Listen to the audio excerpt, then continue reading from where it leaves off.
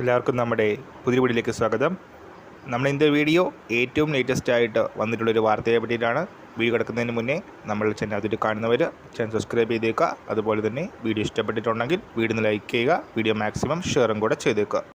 അപ്പോൾ കലണ്ടർ പ്രകാരം മുഹറം വരുന്നത് ജൂൺ 6-ാം തീയതി ഞായറാഴ്ചയാണ്.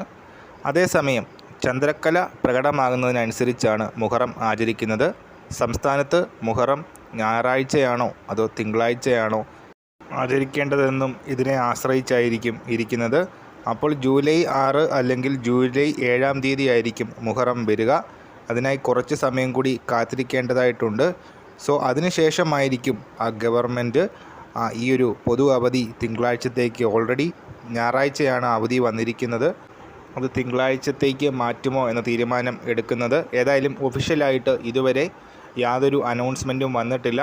അപ്പോൾ വരുന്ന സമയത്ത് ഈ ചാനലിലൂടെ അറിയിക്കുന്നതാണ്. ഈ കാര്യത്തിൽ നമ്മൾ ഇന്നത്തെ വീഡിയോ പുതിയ വീഡിയോയുമായിട്ട് ഉടനെ കാണാം.